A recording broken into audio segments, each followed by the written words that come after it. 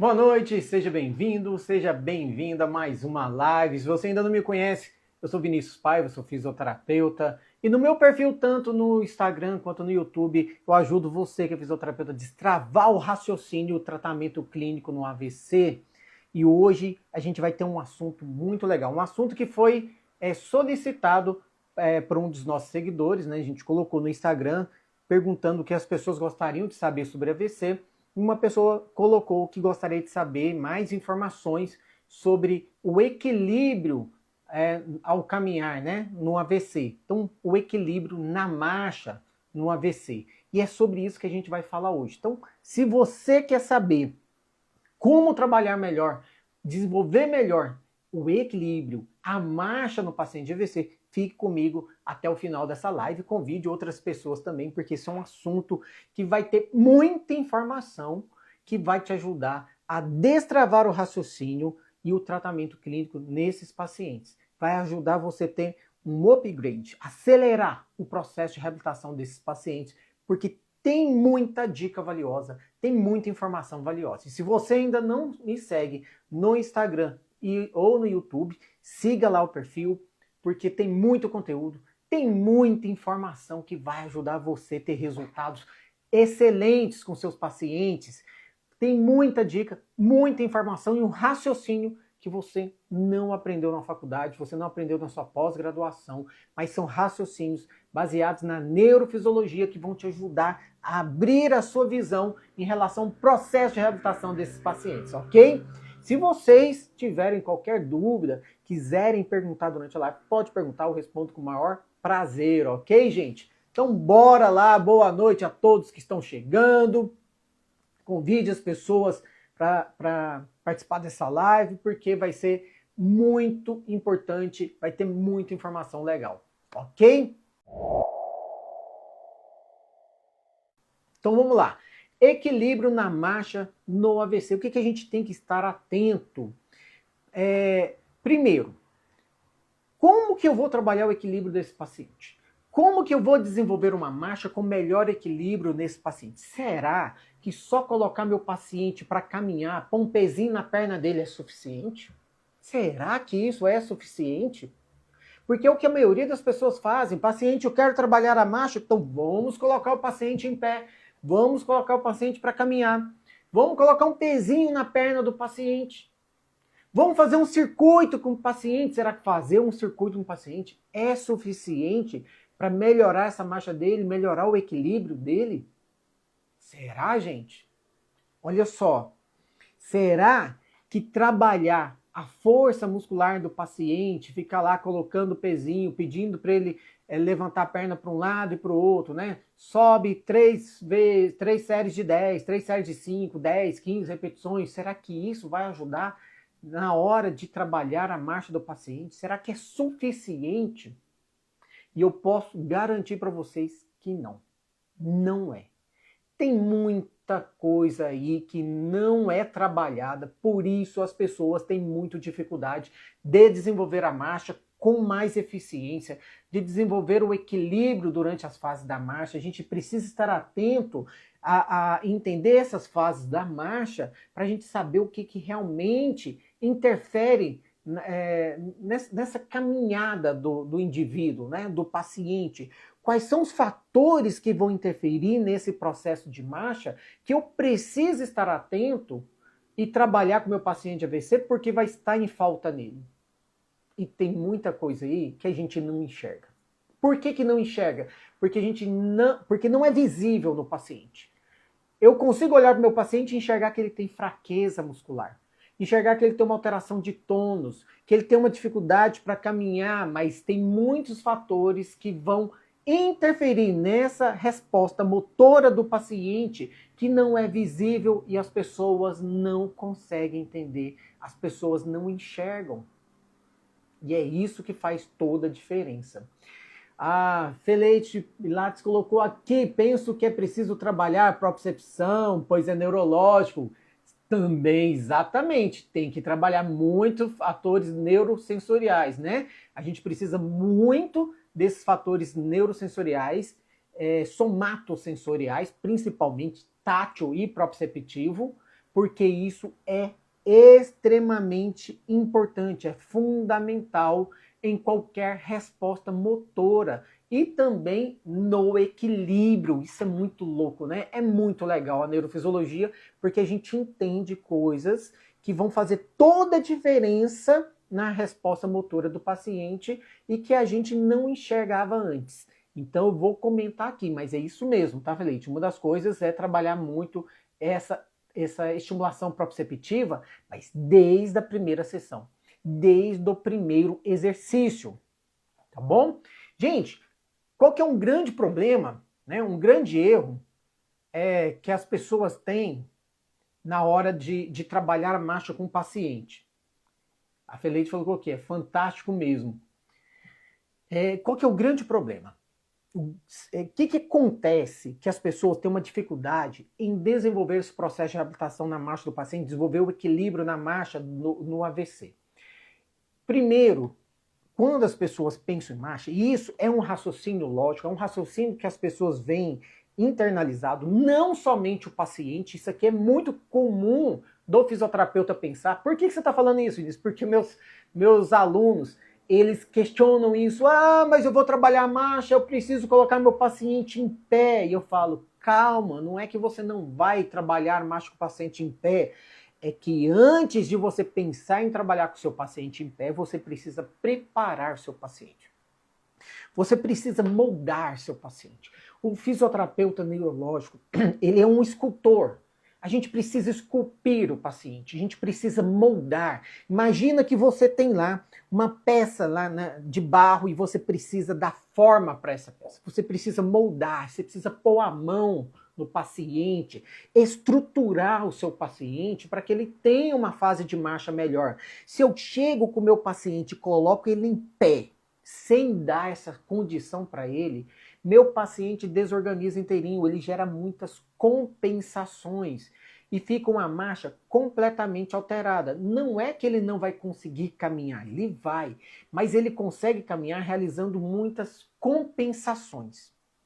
E essas compensações são que mantêm ele em pé. E isso vai se reforçando. É um padrão errado que vai sendo reforçado e vai substituindo aquele padrão de marcha correto por um padrão de marcha completamente alterado. E se ele aprende isso, é muito difícil da gente modificar, vai te dar mais trabalho para modificar. Igual aquele paciente que opera o joelho ou o tornozelo e mesmo depois que ele não tem mais nada, né, que ele já tem movimento, mobilidade normal, amplitude de movimento normal, força muscular normal, faz todos os movimentos, mas na hora de caminhar ele fica claudicando, ele fica mancando. E as pessoas não conseguem tirar essa claudicação do paciente. Por quê? Porque ele criou uma imagem, né, um padrão de movimento incorreto que, se não for substituído por um padrão de movimento correto, ele vai continuar mancando, mesmo que ele não tenha nenhum problema mais. Então a gente precisa estar atento a isso e entender como que eu trabalho esses padrões de marcha correto para que eu consiga desenvolver uma marcha mais eficiente e com mais equilíbrio, tá bom? Alguém fez algum comentário aqui. A Raquel Guimarães colocou assim: meu filho de 42 anos está fazendo hoje 7 meses que sofreu um AVC isquêmico. Muito novo, né, Raquel? A quantidade de pessoas novas que estão sofrendo AVC é muito grande. Antigamente a gente relacionava AVC muito a pessoas idosas. Ainda é a maioria. Mas tem muitos casos de pessoas jovens sofrendo AVC. Eu tive um amigo também, eu tenho um amigo também que sofreu um AVC também por volta dos 40 anos, acho que tinha uns 39, 38, ou por volta dos 40 anos de idade também, muito novo, e situação de estresse, não sei se esse foi o caso do seu filho. E eu espero que ele esteja fazendo fisioterapia, né? Ele está fazendo fisioterapia, Raquel, porque é muito importante isso para a reabilitação, ok? Quanto antes iniciar, melhor, tá? E aí, o que acontece? O que a gente precisa entender para melhorar o equilíbrio na marcha nesse paciente AVC? Primeiro, a gente precisa entender quais são os fatores envolvidos nessa marcha normal. Normal. Eu não primeiro eu preciso entender o que é correto. Como é uma marcha normal? Quais são os fatores envolvidos numa marcha normal para eu entender o que está errado naquele paciente? Aonde que está mais afetado? Tem muita coisa afetada no paciente AVC, mas o que eu preciso olhar com mais carinho, com mais atenção? E aí, numa marcha normal, a gente vai ter fases, né? A gente tem uma fase de apoio e uma fase de oscilação. Então, o que a gente precisa entender? Que quando a gente fala em fase de apoio, significa que o meu pé está tocando no chão. Meu pé está apoiando no chão. Então, eu estou apoiando o calcanhar, estou soltando a ponta do pé e aplanando o pé, né? Colocando toda a planta do pé no chão, e depois eu vou fazer uma fase de impulsão, que é onde eu vou jogar o peso nesse antepé, né? Principalmente lá no hálux. Então, essa fase de apoio do pé e depois de carga, jogar todo o peso sobre esse pé que está apoiado, né? Então eu preciso apoiar e jogar todo o peso. Na hora que eu apoio, o que acontece? Eu preciso que a minha ponta do pé esteja no ar. Então, eu preciso de uma ativação muscular, né, principalmente do tibial ali, segurando para não permitir que meu pé desabe. Então, eu preciso controlar isso. Então, se o meu paciente já não consegue manter a ponta do pé em alinhamento, segurar essa ponta do pé para ele não desabar, o que vai acontecer na hora da marcha? Ele vai tentar levantar a perna e a ponta do pé vai arrastar no chão. Ele não consegue tirar a perna do chão. Ele vai arrastar essa ponta do pé. Então isso já compromete a marcha e já compromete o equilíbrio dele. Outra coisa que a gente precisa fazer. Quando a gente apoia o pé no chão, eu vou precisar jogar o peso sobre essa perna. Eu tenho que descarregar o peso. Por que eu preciso descarregar o peso para a perna que está apoiada? Para dar condição de eu retirar a outra perna do chão e fazer o movimento de balanço, né? Que é a fase de oscilação, a fase de balanço. Então, eu preciso dessa descarga de peso.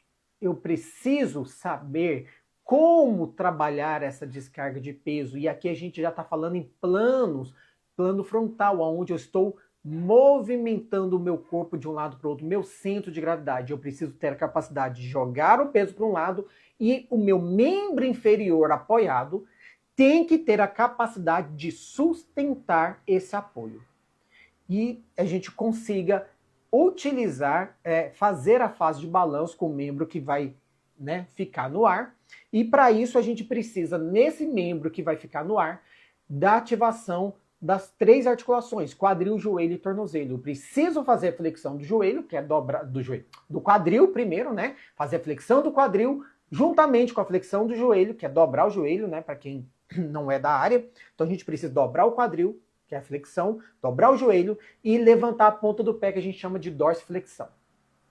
Sem isso, eu não vou conseguir fazer uma fase de oscilação boa, tá? Então a gente precisa entender que tem fases durante a marcha. E esse membro que está no ar, ele tem que ter a capacidade de fazer essa flexão, né, de dobrar a perna, mas depois de estender para que eu toque novamente o calcanhar no chão. Então eu tenho que segurar a ponta do pé, tocar o calcanhar no chão e liberando devagar esse pé no chão de forma harmoniosa e fazer a descarga de peso para esse membro que está sendo apoiado, para que eu faça a oscilação do outro membro, né? E aí a gente vai conseguindo caminhar. Durante essa movimentação, eu preciso ter mobilidade da minha cintura pélvica e escapular. Por quê? Porque senão eu vou andar robotizado. Aí é aquela pessoa que anda parecendo um robô. E eu preciso que esse movimento seja dissociado. Na hora que a minha perna esquerda vai à frente, meu braço direito também vai. Então eu estou fazendo uma torção de tronco, né? Eu estou jogando o quadril para trás, aqui para frente, e de um lado e para trás do outro lado. E eu estou fazendo a mesma coisa com meus ombros. Então eu estou fazendo movimentos rotacionais. Essa mobilidade também é importante para uma marcha mais eficiente, ok? E isso tudo vai fazer diferença numa marcha mais natural. Uma marcha mais natural. Então a gente precisa também de estabilidade nessa cintura pélvica. Eu preciso estabilizar, eu preciso de força muscular, logicamente, e eu preciso de tônus, que é o grau de tensão da musculatura no natural, no repouso. Tônus não é força muscular. Se o meu tônus estiver alterado, e no AVC vai comprometer toda a mobilidade desse membro inferior, no caso. Se o tônus estiver baixo demais, é aquela estrutura flácida, molenga, solta, né, toda mole, e ele não sustenta esse membro. Você não consegue movimentar contra a gravidade, você não consegue sustentar contra a gravidade, a perna parece que pesa muito, você não consegue ter o controle do movimento. E quando você tem uma hipertonia, né, que o membro fica rígido, também vai comprometer porque você não consegue quebrar esse padrão de rigidez que está em extensão e fazer um movimento em flexão. Embora seja mais fácil essa pessoa ficar em pé quando ela tem uma hipertonia do que quando ela tem uma flacidez, do que quando ela tem uma hipotonia. Porque a hipertonia, apesar de estar exagerada, vai ajudar, vai facilitar ela ficar estável, né, contra a gravidade, mas vai comprometer todo esse padrão de marcha do paciente. E além disso, tem uma coisa que a gente precisa fazer que interfere no equilíbrio, que até a Feleite comentou aí, que tem a ver com a propriocepção, que é a percepção do seu corpo. Eu preciso, na hora que eu vou realizar a marcha, ter consciência do meu corpo. Ter consciência desse membro inferior, ter consciência do meu membro superior para fazer um movimento rotacional, né, um movimento dissociado, consciência da minha pelve, consciência da minha musculatura. Tá? Eu preciso entender se o meu pé está tocando no chão, se o meu pé está levantando, o quanto está levantando, se eu estou fazendo flexão do quadril, se eu não estou, se eu estou descarregando o peso para um lado ou não estou, se a musculatura está tensa ou está relaxada, se a musculatura está contraindo de forma concêntrica ou excêntrica, se a articulação está em movimento de flexão ou de extensão. Toda essa capacidade do nosso cérebro de processar essas informações, de perceber tudo que está acontecendo com o nosso corpo, com o músculo, com a articulação, cada fibra muscular, de cada articulação, desde a ponta do dedo, da percepção de pressão, se é uma pressão leve, se é uma pressão profunda, se é um peso maior, se é um peso menor, se é um piso que está desnivelado, se é um piso que está alinhado. Toda essa capacidade de perceber o nosso corpo em relação ao restante do corpo, em relação ao ambiente que a gente está envolvido, a tarefa que está executando, ela depende do sistema somatosensorial. Principalmente aqui do sistema proprioceptivo, tá? E o sistema tátil também, mas principalmente o sistema proprioceptivo. Se eu não tenho capacidade de perceber o meu corpo, eu já comprometi minha marcha, mesmo que eu tenha força, mesmo que eu tenha um tônus normalizado. Por quê? Porque se eu não percebo o meu membro, eu não sei se eu estou apoiando, se eu estou levantando ele no ar, o quanto eu estou dobrando o meu quadril, o meu joelho, o meu tornozelo. Então, de repente, eu vou fazer uma marcha, eu acho que eu estou levantando a perna, mas eu estou arrastando. Aí eu tropeço e caio. Isso acontece muito com quem? Com idoso. Idoso faz muito isso. Ah, vamos trabalhar força no idoso. E dá-lhe força no idoso. E não resolve, ele continua desequilibrando e caindo, porque o problema dele, ele tem problema de força? Tem, mas o que está gerando desequilíbrio nele é a capacidade de se perceber e se organizar, e ele não tem. E o paciente AVC também não. Então, as pessoas trabalham força muscular, colocam o paciente em pé e põem para fazer um circuito, mas eu não dei capacidade ao meu paciente de fazer uma descarga de peso, de controlar o movimento de forma concêntrica e excêntrica, porque ele precisa durante a marcha, e eu não dei o principal, que é a capacidade de perceber o corpo dele, de consciência corporal, que no paciente AVC está completamente alterado. Por mais leve que seja esse AVC, ele tem uma alteração nessa consciência corporal e compromete a percepção dele. Ele negligencia o lado. ele não confia. Se você pedir ele para descarregar o peso na perna, ele não faz. Ele pode fazer de conta que faz. Sabe quando o paciente vai assim, ó, ele vai encurvando o tronco, mas na verdade ele não está colocando o peso na perna. Ele está meio que roubando na postura ali, né? Ele não tem a percepção, ele até acha que está jogando peso, mas ele não está. Então, quando a gente começa a perceber que o paciente começa a fazer compensações demais, começa a alterar a postura, mas você percebe que ele não está descarregando peso, mas ele está se desorganizando, parecendo que ele está fazendo aquela descarga de peso, nesse momento você percebe que ele não confia na perna. Ele não percebe. Ele não sabe se está descarregando peso ou se está ou não. Ele não percebe esse membro inferior apoiado, então ele não confia. Se eu não confio, eu não jogo meu peso, porque eu sei que se eu jogar, eu vou cair. E não é só por força, não é só por alteração do tônus, é porque ele não consegue entender aonde o membro está posicionado. Ele não consegue entender onde está o quadril dele, onde está o joelho, onde está o tornozelo, onde está o dedão do pé. Ele não consegue entender se ele está jogando peso, se tem pressão leve, se tem pressão forte. Se o joelho dobrou, se o joelho estendeu. Ele não consegue perceber. Se a musculatura contraiu, se a musculatura relaxou. Se o tônus aumentou, se o tônus diminuiu, ele não percebe. Se ele não percebe, ele não consegue ter confiança para realizar essa marcha e ele gera muita, mas muita compensação. E quanto mais a gente força o paciente a fazer uma marcha com todas essas alterações, mais compensações ele gera e mais difícil fica a gente quebrar essas compensações dele.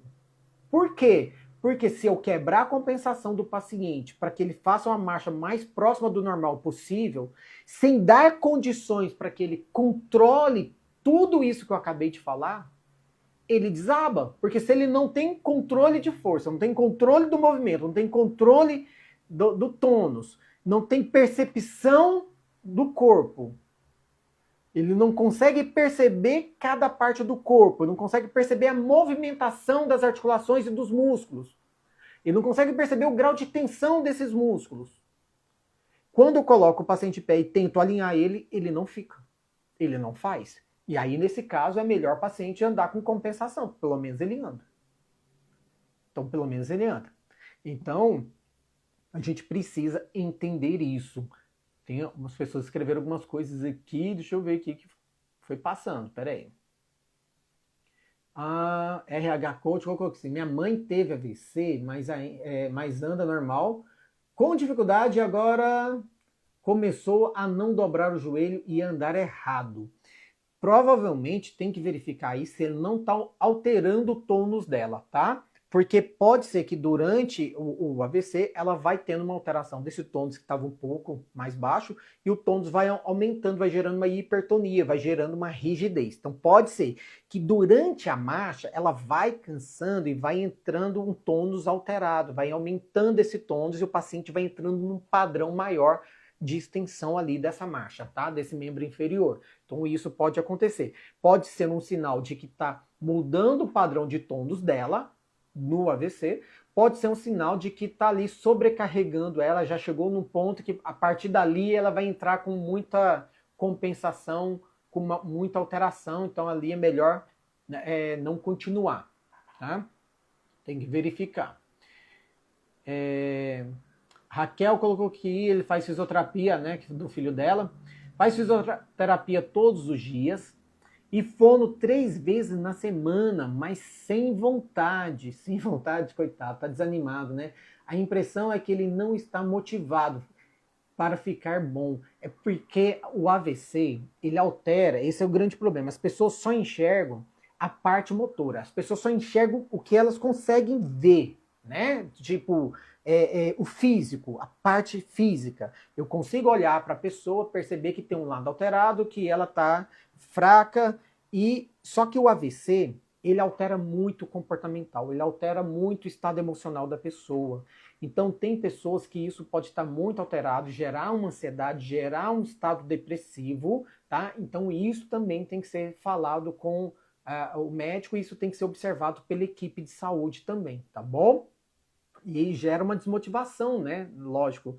Mas isso não é só por falta de vontade dele, não. Isso é um comprometimento do próprio AVC também, tá? É lógico que tem que ser feito um trabalho para ir ajudando ele a devolver essa motivação dele. E aí, o que, que a gente faz para devolver motivação? Eu vou te falar aqui, tá, Raquel? Só um minuto. Deixa eu terminar de ler. Muita tristeza, né? Que você fica. Ele já anda razoavelmente bem. Então, olha só. Ele anda razoavelmente bem e ainda assim está desmotivado, está triste. Lógico, né? Imagina, você está normal, no dia de repente você acorda e perdeu os seus movimentos. Sua vida muda completamente. E eu tenho certeza que não foi só a vida dele que mudou, não. De quem está em volta dele também muda, né? Porque a gente precisa dar atenção a essas pessoas. E isso gera muita depressão, muita desmotivação para quem é muito ativo, né? Quem é muito ativo sofre muito ter que depender de alguém. Mas o que a gente faz? Vinícius, o que a gente deve fazer? Existe uma abordagem, olha que legal, chamada abordagem orientada à tarefa. A gente precisa entender que o ser humano, em tudo, precisa de motivação para que você consiga gerar um gatilho para que aquela tarefa, né, que aquela rotina seja realizada. Você levanta de manhã, né, cedinho, muitas vezes, porque você precisa ir para o trabalho, precisa ir para a escola, mas se você muitas vezes você acordou lá e fala, nossa, que sono, vontade de dormir, nossa, tem que trabalhar, nossa, tem que ir para a escola, nossa, tem um compromisso, nossa, tem, né, algum compromisso agora de manhã. Então, isso é um gatilho. E isso vai gerando uma rotina. Todo dia, de segunda a sexta ou de segunda a sábado, você sabe que você vai ter que levantar a determinada hora para cumprir um compromisso. Legal ou não, ele é um compromisso que você tem, é uma rotina que você gera e aquilo gera um gatilho para ele, para você. E para o paciente, o que a gente tem que buscar? Algo que motiva. Algo que ele entenda por que é importante fazer fisioterapia. Ninguém acorda querendo ir para fisioterapia. Ninguém, mesmo o paciente, ele vai por necessidade. Vou fazer fisioterapia porque eu estou desse jeito, então eu tenho que fazer fisioterapia. Mas, na verdade, ele não quer, ele não está afim. Da mesma forma que muitas pessoas não gostam de atividade física, não gostam de ir para academia, não gostam de fazer musculação. Às vezes, algumas vão por obrigação, mas desmotiva logo, fica desanimado, logo está parando, logo está faltando. Lógico que tem gente que gosta, né? Tem algumas pessoas que gostam, mas a grande maioria não gosta. A gente precisa encontrar um gatilho, uma motivação. Na abordagem orientada à tarefa, o paciente escolhe uma tarefa, uma função que ele realizava antes e que ele não consegue realizar mais. Então, isso eu vou falar de uma forma geral. Pode ser qualquer coisa, mas quem escolhe é o paciente. E é muito comum as pessoas escolherem alguma atividade do dia a dia delas, da tarefa do dia a dia delas. Eu quero voltar a lavar os pratos, os copos, fica lá em cima, aquilo me incomoda. Eu quero conseguir... Um senhorzinho uma vez ele me pediu, eu quero voltar a varrer a casa. Varrer a casa. Nunca imaginava ouvir isso. Por quê? Porque ele fazia isso antes e agora ele não estava conseguindo, a casa estava ficando suja. Pode ser que a pessoa queira, eu quero voltar a dirigir. Eu quero conseguir ir ao banheiro sozinho, eu quero ir ao banheiro sem ninguém precisar me ajudar. Eu quero tomar banho sozinho, eu quero fazer minhas necessidades sozinho. Mas isso tem que partir da pessoa. E muitas vezes as pessoas vão para a fisioterapia, no AVC, e na cabeça delas, o que você quer? Caminhar. Mas qual que é o seu desejo? Caminhar. Voltar a andar. Voltar a andar não é uma função. Não é uma tarefa. Voltar a andar para quê? Andar para você conseguir ir até o banheiro sozinho? Andar para você levantar da sua cama e ir até a cozinha, ou até o banheiro, escovar o dente, depois ir até a cozinha e preparar um lanche para você? Andar para quê? Andar porque você quer voltar para o seu trabalho. Teve uma aluna minha que o paciente dela queria voltar a caminhar, mas na verdade para voltar para o trabalho dele. né? E no trabalho dele tinha que subir e descer a escada, porque o escritório dele ficava no andar de cima. Então ele tinha uma empresa, ele tinha que andar, né, por essa empresa. Então ele precisava caminhar dentro da empresa. E quais são os obstáculos que eu tenho dentro dessa empresa? O quanto ele caminha lá? Tem escada, não tem escada? Então, se você começa a trabalhar para devolver essa finalidade, essa função, essa tarefa que a pessoa escolheu, e você trabalha isso durante a terapia e testa isso ao final, ela começa a enxergar por que, que ela está na terapia, por que, que eu faço fisioterapia. Eu faço fisioterapia para voltar a fazer aquilo que eu fazia antes e não consigo mais. É totalmente diferente de ir para a fisioterapia sem saber por que eu estou indo. É a mesma coisa, vou para a academia porque alguém me falou que é bom para a saúde, então eu vou. Ah, que preguiça de ir para a academia. Ah, meu Deus, nossa, mas está tão quente. Ah, nossa, agora está chovendo. Ah, tem que pegar o carro. Ah, mas tem carro. Ah, mas pegar o carro na chuva. Ah, vou chegar lá e não tem estacionamento. Nossa, esse horário é cheio. A gente começa a arrumar muita desculpa para não fazer. É diferente. Agora, quando você encontra motivação, eu quero ir porque eu quero perder 5 quilos, até eu tenho uma viagem daqui a um mês, eu quero perder 5 quilos em um mês porque eu vou para a praia, eu quero estar tranquilo, ou ter uma festa para ir, eu quero entrar naquele vestido, ou quero colocar aquela calça que não estava servindo mais.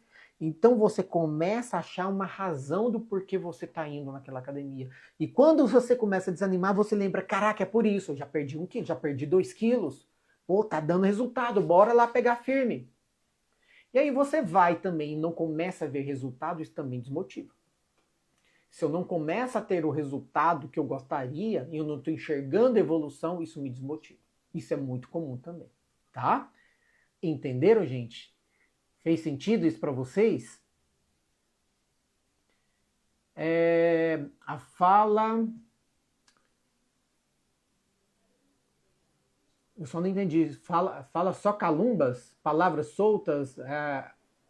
Me ajuda a ajudar meu filho. Ele lesionou o lado esquerdo do cérebro, né? Ele afetou a área da fala, né? Então, provavelmente a área motora dele afetada é o lado direito. Então, o que acontece? Quando você afeta a área da fala, vai interferir na linguagem dele, pode ser que ele entenda o que você está falando com ele, mas na hora dele falar, ele não consegue articular as palavras, e aí ele fica repetindo palavras, a gente chama de ecolalia, ele fica repetindo ali, tá? Ele repete uma única palavra que não faz sentido nenhum. Para ele está conversando com você, tá? Para ele está conversando com você. E isso daí vai ser trabalhado muito com a fono, tá? Na fono. Não significa que ele não entenda o que está acontecendo, que talvez gere mais agonia ainda para ele, né? Gera mais agonia, porque ele ouve, ele entende e ele não consegue expressar. Mas a linguagem falada não é a única forma de expressão, né? Tem linguagem escrita, linguagem de sinais, então a gente consegue comunicar com ele sim, tá bom? Tem que ir buscando aí e não pode parar com a fono. E aí, deixa eu ver aqui. Você falou da fala. Precisa falar com psiquiatra e psicólogo para ele. É preciso ter acompanhamento. Se ele estiver muito depressivo, é preciso ter acompanhamento sim, tá? Para que ele comece a ter um processo de evolução melhor. Falou que ele não aceita, né? Então isso é comum. Ele está nessa fase de negação, é compreensível, né? Imagina a situação dele. Mas se ele não reverte, aí ele vai dificultar o próprio processo de reabilitação. Então é importante sim a ajuda de profissionais para que ele consiga ter uma boa motivação. A Feleide falou que consciência corporal é fundamental. É fundamental, Feleide. É fundamental. Sem percepção corporal, a gente não movimenta. Sem consciência corporal, sem a informação proprioceptiva, sensorial, tátil proprioceptiva, o movimento não acontece ou ele acontece de forma errada. Isso é neurofisiologia.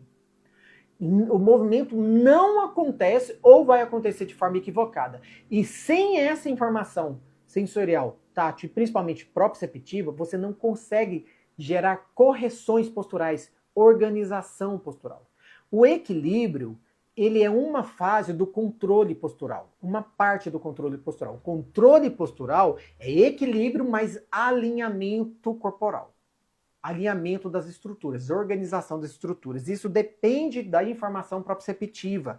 Eu preciso ter a capacidade de manter meus membros alinhados e saber que eles estão alinhados, organizados, e eu preciso ter a capacidade de responder às mudanças do meu centro de gravidade.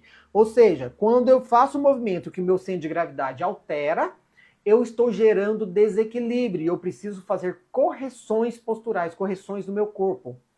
Essas informações e essas correções dependem do sistema proprioceptivo. Sem ela, isso vai ficar alterado e o paciente não consegue se organizar. E isso vai um lembrete, vai um macete, olha, uma dica valiosa. Não é só com paciente de AVC, isso acontece muito com idoso. Muito com idoso. Tá? Muito com idoso. Josiane falou boa noite, Josi. A Priscila, que bom que deu tempo de pegar ao vivo. Ah, tá aí acordando, né? Aí do outro lado do mundo, tá lá no Japão, né, Priscila? Bom dia para você, hein? Aí a H-Coach colocou aqui, perguntou aonde Raquel Guimarães mora. Ela tá perguntando para você, Raquel, onde você mora aí. Vocês trocam uma ideia aí, ó. Depois, talvez ela more pertinho de você. E a Feleite falou assim, exatamente o que tem de fazer, a RH Coach perguntou o que tem de fazer em relação a quê? Que eu talvez perdi aqui, tá? Doutora Fernanda Brito falando boa noite, cheguei, bora lá. Então bora lá, que eu cortei o raciocínio um pouco, né? A gente saiu um pouquinho da linha de raciocínio aqui para dar uma orientação aqui, mas essas orientações elas são muito valiosas, essas dicas são muito valiosas para a gente começar a formar um processo de raciocínio dentro da reabilitação do paciente e ela faz parte do processo de reabilitação do paciente AVC também. E aí, o que a gente precisa entender? Esse paciente está com tudo isso alterado. Ele tem uma alteração de consciência corporal, ele não consegue descarregar peso, ele tem alteração da força, ele tem alteração do tônus e eu preciso trabalhar esse equilíbrio com ele. Por que esse paciente desequilibra? Pela razão que eu acabei de falar. Ele não se percebe, ele não consegue ter respostas para corrigir o movimento, porque depende da consciência corporal, depende do sistema sensorial proprioceptivo. Nós temos receptores sensoriais no corpo. E os receptores sensoriais proprioceptivos, eles precisam ser ativados para dar uma resposta rápida. Então, o limiar desse receptor vai interferir na duração dessa resposta. Se o meu limiar é baixo, eu sensibilizo esses receptores mais rápido e eu gero uma resposta mais rápida. Se o limiar é alto, eu demoro a sensibilizar ou eu nem consigo sensibilizar e aí essa minha resposta vai ficar alterada, vai ficar comprometida. E isso acontece com qualquer pessoa que, com o passar do tempo, a gente vai modificando esse limiar de ativação dos receptores sensoriais. E as respostas começam a ficar comprometidas. Mas no paciente de AVC, isso está exagerado. Tá intensificado. Então você não consegue ter ativação dessas informações de forma adequada, mas nem é isso o principal problema. É que o local de processamento dessas informações lá no cérebro do paciente está comprometido. Então, toda informação que o corpo recebeu em relação às outras partes do corpo, em relação ao ambiente, e que ele mandou lá para o cérebro, através desses receptores, através da inervação neural, né, inervação sensorial, e chegou lá no sistema suprassegmentar, o local que vai fazer o processamento dessas informações está com alteração. E ele não consegue ler, ele não consegue processar essas informações. E ele não consegue entender o que está acontecendo com o corpo do paciente. E essas informações processadas é que vão ser encaminhadas lá para o lobo frontal do paciente para gerar planejamento do movimento e resposta motora. Se eu não processo as informações sensoriais, eu não consigo ter planejamento do movimento. Se eu não planejo o meu movimento, isso não é consciente, isso é inconsciente. Se eu não planejo esse movimento, eu não gero programas motores e eu não gero execução de movimento, ou a execução do movimento vai sair de forma muito errada. Então, se eu não trabalho sistema sensorial, somatosensorial, tátil proprioceptivo com o paciente, eu não consigo evoluir com esse paciente. Fica uma terapia que se arrasta. Eu não consigo devolver equilíbrio para o meu paciente. Ah, mas não é o sistema vestibular? Muito difícil de acontecer. E pode acontecer de afetar o sistema vestibular? Pode. Pode acontecer de afetar uma lesão de cerebelo e comprometer o equilíbrio do paciente por uma lesão cerebelar? Pode. Mas na maioria dos casos não é. São casos muito específicos. Tá? E se for o sistema vestibular que está gerando desequilíbrio no paciente, isso também tem tratamento, tanto medicamentoso quanto com fisioterapia. Mas na maioria dos casos e na maioria das pessoas, o desequilíbrio vem por alteração do sistema proprioceptivo. Alteração do sistema proprioceptivo.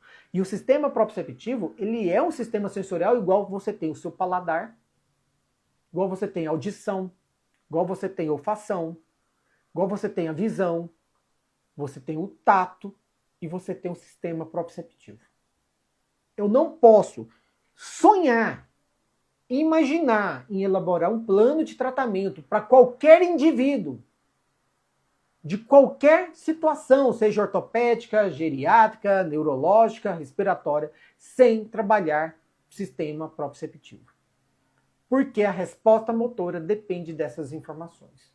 A minha resposta de equilíbrio, principalmente no adulto, depende principalmente desse sistema. Principalmente desse sistema. Eu não consigo desenvolver uma marcha adequada no meu paciente se eu não trabalhar meu sistema proprioceptivo. Desde a primeira sessão. Desde o primeiro exercício. E eu preciso trabalhar isso com o meu paciente de uma forma em que eu vou trabalhando com ele, aonde eu tire o máximo as compensações dele. Por quê? Porque se eu colocar o paciente numa postura de muita dificuldade para ele, ele gera tanta compensação para permanecer na postura que eu não consigo trabalhar. Eu não consigo gerar respostas nele. Tá? Por quê? Porque se ele tirar aquela compensação, ele desaba. Então, a gente não começa com o paciente em pé. A gente começa com o paciente no chão. Para eliminar ao máximo o efeito da gravidade. Eliminar ao máximo as posturas com maior desequilíbrio. Qual é a postura com maior desequilíbrio? Em pé. E a partir daí, se eu estou em pé, eu tenho mais desequilíbrio do que o sentado.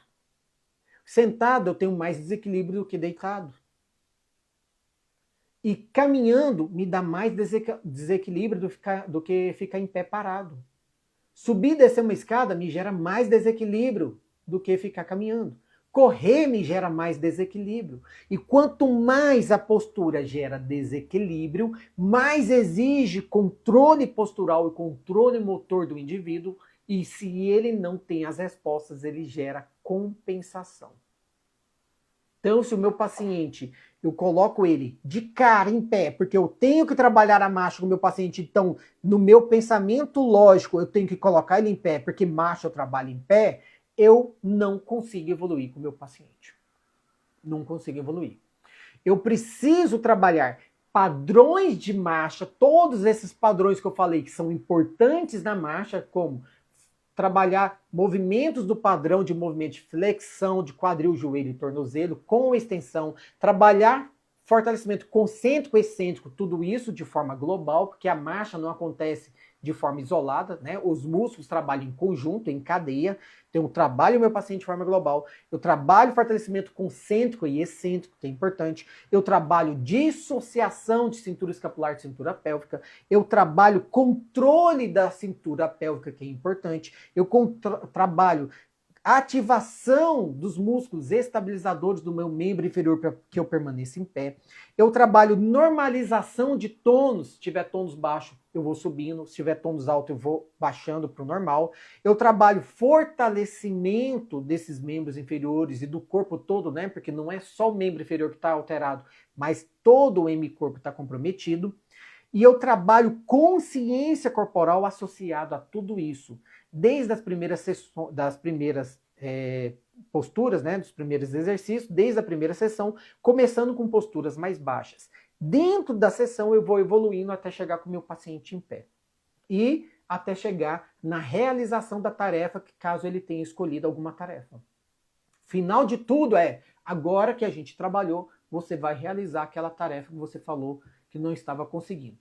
Ele vai fazer perfeitamente bem na primeira sessão dele? Lógico que não. Mas ele tem que fazer melhor do que quando ele chegou. Se você testa antes, ele vai fazer de um jeito, você filma. Testa depois, ele tem que estar muito melhor. E aí você consegue mostrar para o paciente o antes e o depois. Ele vai ver, nossa, que diferença. Ah, Vinícius, então ele tem que evoluir já na primeira sessão? Dentro da mesma sessão ele tem que evoluir? Dentro da mesma sessão ele tem que evoluir. Ah, mas fisioterapia neurológica não evolui. Evolui toda sessão. Você tem que evoluir seu paciente. Toda sessão alguma coisa tem que sair melhor. Ele tem que sair melhor do que ele chegou. Tem que sair melhor do que ele chegou. Então a gente precisa moldar o paciente. Eu preciso construir o paciente. Para na hora que ele chegue em pé, ele consiga desenvolver uma marcha com o máximo de equilíbrio possível. E realize essa transferência de peso da melhor forma possível. E consiga ter uma marcha com mais controle. Mesmo que essa marcha não seja perfeita. Porque ela não vai ser de cara perfeita. Mas ele tem que ter mais domínio, mais segurança, mais confiança na hora de executar essa marcha. Tá? Diminuindo as compensações que ele gera. Diminuindo as compensações que ele gera. Ok? RH Coach colocou aqui. E quando a pessoa está evoluindo, mas ela não enxerga que está, mesmo com todo mundo falando, que ela está bem melhor. Ela não lembra que ela não andava. Por isso que é legal filmar. Hoje em dia, a gente tem um celular que filma, facilita demais. Facilita demais. Filma seu paciente. Não estou falando filmar para postar, não. Ah, meu paciente não vai deixar eu filmar. Não, não é filmar para postar. Você vai filmar para você analisar. E é muito legal, porque você consegue analisar e às vezes você filmando, você consegue ver até pontos que você pode melhorar dentro da terapia. Poxa, posso corrigir isso aqui. Nossa, eu fiz esse aqui, ó, não foi tão legal. Nossa, esse exercício aqui ele respondeu bem, vou fazer de novo, vou dar uma evoluída nesse exercício. Então você consegue até ver, né, melhor a sua terapia. Mas o paciente, tem muitas pessoas que são assim, não é só no neurológico não, ortopédico também. Tá? Tem pessoas que elas só melhoram porque alguém levou um chá de folha de não sei o que e aí a dor melhorou. Entendeu? É assim, tem pessoas, tem indivíduo que é assim. Então a gente tem que entender, né, as características de cada um. Mas quando você filma, ele não tem como negar. Porque ele começa a ver o antes e o depois e fala, caraca, não tem como. Nossa, realmente, olha como que eu estava. Nossa, eu estava mal, hein? Tem gente que por conta dessa consciência corporal, ele não percebe que ele anda todo errado. Ele não tem consciência que a postura dele é toda equivocada.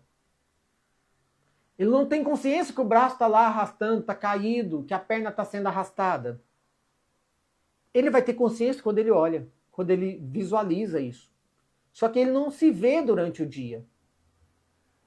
Então, mostrar para o paciente, às vezes trabalhar até essa informação visual dentro da terapia é importante, mas também mostrar esse antes e depois para o paciente, para mostrar como ele está evoluindo, fazer o teste do antes e depois, isso é importante para que ele comece a enxergar o quanto ele está melhorando, tá? O quanto ele está melhorando. Mas tem pessoas que é assim mesmo, tem pessoas também que elas têm... Tudo melhora a eles, menos a fisioterapia. Tem paciente que era assim, eu tinha um paciente, ele era muito engraçado. Engraçado assim, hoje é engraçado, eu ficava pé da vida com ele. Ai, meu Deus, lá vai ele. Chegava assim, fulano, e aí, como é que foi no final de semana? Tal, e ele era um problema no braço, cotovelo, acho, se não me engano. Ah, não, tem, nossa, foi mais ou menos, eu não evolui muito bem, não, e tal. Ah, você não evoluiu bem, não, mas aquele dia você saiu da sessão na sexta-feira aqui, tava tudo bem, você falou que não estava sentindo dor nenhuma, tava com o movimento tranquilo. Ah, não, mas o final de semana não foi bom, não, e tal. Ah, não, beleza. Tá, deixa eu apertar aqui. Ah, fazer os testes. Tá sentindo dor? Não.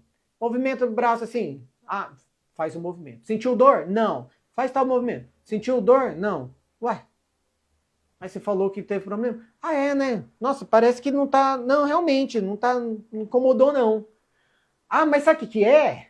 É porque minha irmã foi lá e ela me levou umas folhas de não sei o que, fez um chá para mim, eu acho que foi isso então. Vontade de bater na pessoa. Então, assim, tem gente que é assim, né? A pessoa, ela sempre vai procurar uma justificativa, menos valorizar o profissional que está ali com ela. Cabe ao profissional se valorizar. Por isso que a gente tem que se valorizar. Por isso que a gente tem que valorizar. E ela falava, né? Aí é o chá. Ah, o chá que melhorou. Ah, então tá bom. Então fica só com o chá que você vai ver que você vai melhorar, né? Então a pessoa sabe, mas às vezes também tem pessoas que são mais custosas nesse sentido. Mas acontece. A Feleite falou aqui, ó. Por isso, nós profissionais do movimento temos que motivar e dar a ele a autoestima, né? E melhorar a autoestima do paciente a todo instante, ressaltando os pontos fortes da pessoa. Sim, o tempo inteiro, tá? E muitas vezes você falou aí de ressaltar os pontos fortes da pessoa, isso é uma coisa muito importante. Às vezes a gente concentra muito no que está alterado do paciente, né? Muito no que está alterado. Muito no que está comprometido. E às vezes a gente não consegue a resposta quando a gente fica concentrado só naquele membro que está comprometido, que não dá resposta. Às vezes a gente precisa potencializar o que está bom no paciente. O paciente tem um lado bom. Não tem justificativa para não pôr o paciente em pé, para não realizar atividades, de realizar exercícios com o paciente. Meu paciente não dá conta, ele tem um lado bom. E se o paciente não consegue sozinho, provavelmente não vai conseguir, é obrigação do fisioterapeuta de dar condições que o paciente faça os exercícios. O paciente não vai fazer sozinho mesmo, não. Se fosse fazer sozinho, fazia em casa. Tá? Fisioterapeuta neurológico tem que ser um escultor. E não existe escultor que não põe a mão na escultura. Tem que pôr a mão, tem que moldar o paciente, tem que dar condição para o paciente, tem que gerar facilitações para o paciente, para que ele consiga realizar as posturas e consiga desenvolver, tá? Desbloquear, ok? Gente, acabei passando do tempo aqui, deixa eu ver quanto tempo passou aqui. Ixi, já foi 1 hora. Mas era isso que eu queria trazer para vocês, um raciocínio para ajudar vocês a destravar um pouco o processo de reabilitação, enxergar um caminho de ir trabalhando com esse paciente, entender o que eu preciso olhar no meu paciente para desenvolver uma marcha com um equilíbrio melhor, uma marcha mais eficiente, que o paciente esteja mais seguro, mais confiante, tá? Para poder ir trabalhando com o paciente. Alguém colocou aqui... Felipe falou que verdade. É motivadora essa avaliação. Sim, a abordagem é muito motivadora.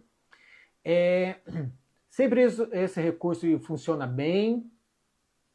A Felipe comentou aqui.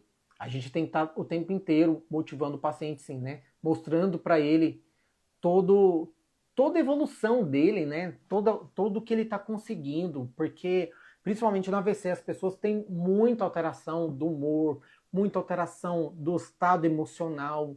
A gente precisa entender isso. E muitas vezes o fisioterapeuta esquece disso, o profissional esquece disso, a família não entende porque ninguém explicou para ela que há essas alterações, que acontecem essas alterações. Às vezes o paciente está sonolento demais. Acontece uma alteração em todo o sistema suprassegmentar. O que está alterado no paciente AVC não é a parte de membro superior e membro inferior, é a parte do sistema suprassegmentar, lá no cérebro do paciente, no encéfalo do paciente. E isso vai comprometer a resposta motora, a resposta de tônus do paciente, a resposta de força, as respostas de equilíbrio do paciente, as respostas de estabilização do paciente, de correção postural, de controle postural. Então isso depende de toda a informação que é processada no sistema suprassegmentar. E a gente precisa lembrar que quando você tem alterações no seu encéfalo, você tem comprometimentos em diferentes regiões. E isso vai provocar, inclusive, alteração no humor do paciente. E o paciente muitas vezes vai estar muito ansioso e vai estar depressivo também, tá bom? No mais, gente, muito obrigado. Dizer que toda quinta eu estou por aqui, às 8 horas. Sigam o Instagram, sigam o YouTube, compartilhem os vídeos, convide outras pessoas a conhecer o perfil, divulguem né, o perfil, o canal lá, arroba Dr. Vinícius Paiva, para as pessoas, para conhecerem mais esse canal e terem acesso a essas informações e a gente começar a trazer mais resultados para os pacientes, ajudar mais pessoas, né, num processo de reabilitação cada vez melhor, cada vez mais rápido, porque isso é importante. Quem tem dor tem pressa. Ninguém quer ficar perdendo tempo, porque desmotiva quando a gente não enxerga resultado. A gente precisa trazer resultados mais rápidos possível para o paciente, porque isso também ajuda na motivação dele. O resultado que ele não tem ajuda a desmotivar. E se tem um resultado rápido, ele se motiva. E a gente é assim, o ser humano é assim. Eu sou assim, você é assim. É lógico que o paciente vai ser desse jeito também. Tá bom, gente? No mais, fiquem com Deus, tá? A Fê Leite falou gratidão, disponha, um prazer estar sempre aqui conversando com vocês, trocando uma ideia. Eu também fico muito agradecido pela participação de vocês. Muito obrigado, gente. Isso é muito importante porque isso ajuda a dar essa troca e a gente vai tendo um processo de evolução melhor, né, dentro das lives. Essa live vai ficar gravada, doutor? Vai. Vou liberar ela tanto no Instagram quanto no YouTube, tá bom? Tá bom? Emily, né? Seja bem-vinda. Gente, fiquem com Deus e até a próxima quinta e acompanhem as redes sociais que tem vídeos aí, tem conteúdo todos os dias, tá bom? E não se esqueça, se inscreva no canal, dê um like e compartilhe esse vídeo.